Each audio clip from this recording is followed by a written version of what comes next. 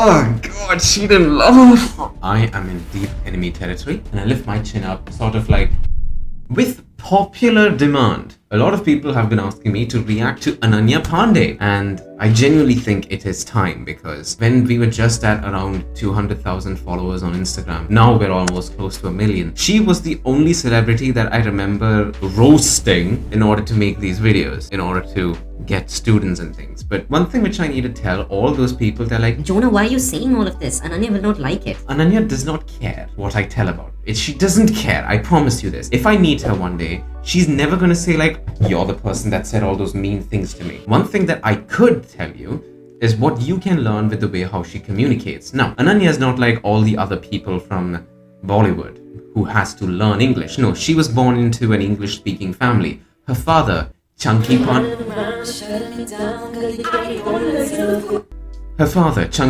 he follows us on Instagram, by the way. He has been a good English speaker throughout his entire life, but Ananya is just like that. So I have a few videos over here that I can teach you how you can communicate in English more better in the best way I know how to. We saw you calling yourself this psycho-obsessive stalker girlfriend. Yeah. And that's why you relate to Ahana from Koga Hanka. But now tell us in the most no-filter way, that what's the most unhinged thing that you've done in a relationship? My partner didn't pick up the phone. I do end up calling between.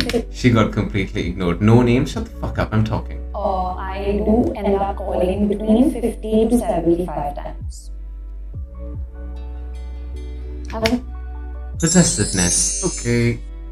Now that you've learned a new vocabulary word, or at least now you know how to connect it with behaviors like this, something which I do need to point out is that when you're trying to tell an embarrassing story, the way how she does it is that she first acknowledges that she's going to say something horrible by looking into the camera, preparing the audience that I'm going to tell you something that is horrible. Setting the mood through the power of eye contact, body language is essential. That's the first thing that you can learn from Ananya Panday. Do you have any toxic traits? I just think I'm like really like you're sweet. You know, you're the kind of person who goes to a job interview and you're like, my weakness is that I'm really hardworking. I feel like I've said that. Oh god, she didn't laugh. She didn't laugh. It makes me cringe so hard when someone says a joke, which is a pretty horrible joke, and then the other person is just sitting there like, I feel like I've said that before. oh god, I hate it. Now, what can I tell you about making jokes like these? It's very common for a person to try to sound more humorous, to try to sound more funny, isn't it? But not all of us are Shah Rukh Khan. Most of us are like her, who try to say something and the other person is just there like, yeah.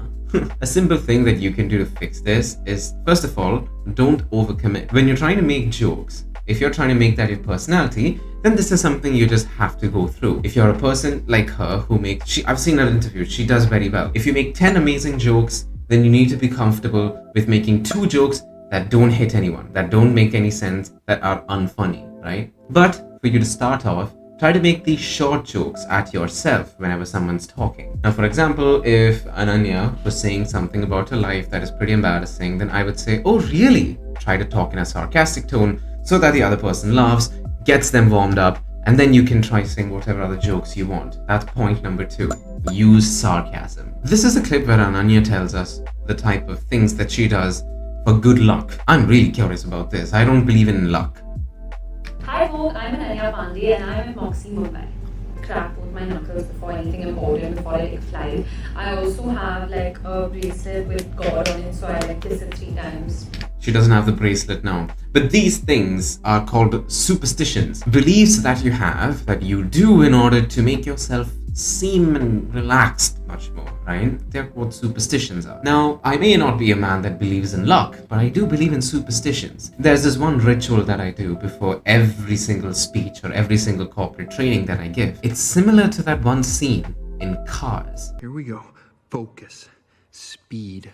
I am speed. See how he talks to himself a little bit before he goes on stage? I don't talk to myself, at least not in public. But something that I do is that whenever I am going to talk, I go to a little private room, it could be a washroom or something, and I spread my arms really large and I try to stretch as much as possible, where I puff my chest out and I lift my chin up, sort of like I'm accepting my death. This is something that's called a power pose. When you do these power poses, you're basically rewiring your brain to be like, you know what, I am confident, because only confident men do this, right? It's just something that you could do as well. Hi. Hi. You know, I love Oh god. Hi babe. Hi babe. Hello. being famous. Growing up, seeing the lights of the Khans or the Bachchans of the world. When I was 19, when I was properly on set, when I used to act, I used to hold back a lot because I used to be very scared of judgment. Hold back a lot because she was afraid of judgment. She's still holding back because she can't act at all. Okay, no, that's a lie. Ananya Panday in the Lawyer movie. This movie she acted pretty well. Kesari Chapter 2, I believe it's called.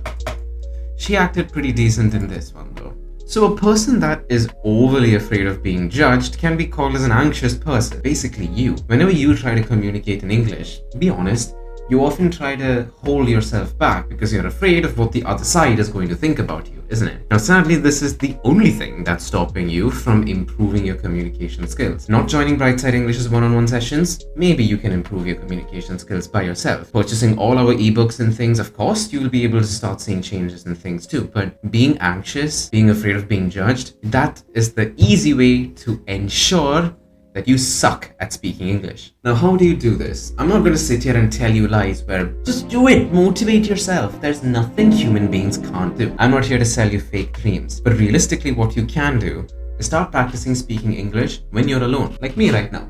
When I'm in my room, I try to do a lot of experimental stuff, right? I practice speeches, presentations, and anything else. You can practice conversation starters, conversation enders, and the things in between. Because once you practice them, you're much more motivated and comfortable and confident to use them in real life situations. Now that's point number 4 or point number 3. Anyway, that's just the next point. Practice by yourself. If you are on your period, okay? Yeah. There's a day you have to get to work. But how do you tackle those kind of heavy days? I mean, every day is kind of different, and every time I get my period also is different. Like some days, sometimes, some months when I get my period, I don't feel any pain and it's a very easy period. And sometimes, like this time, it's heavy and it's painful. So personally, what works for me is a hot water bag really comforts me. I am in deep enemy territory. I'm not sure why it is important for this topic to be in this video, but one thing that I could believe is that there was this one topic in the beginning where If you are on your period, okay? Yeah. you understood? Did you catch it? She understood that this is not going to be a very generic topic, right? Periods aren't something everyone talks about. And she understood, and she sort of reset herself. If you saw the rest of this video, I can't show it to you because I'll get copyright struck, but she was sitting very laid back, she was sitting very comfortably because it's a casual interview. But the moment they talked about this topic, she reset herself. Yeah, that's something which you can copy as well. When you're in a situation, probably an interview, you don't want to always seem very uptight, don't want to seem like a robot. Instead, you can sit casually at some times, professional, but still casual at some times, answering queries once or twice. And then when the interviewer asks you something extremely difficult, you take a step back and saying, okay, understood.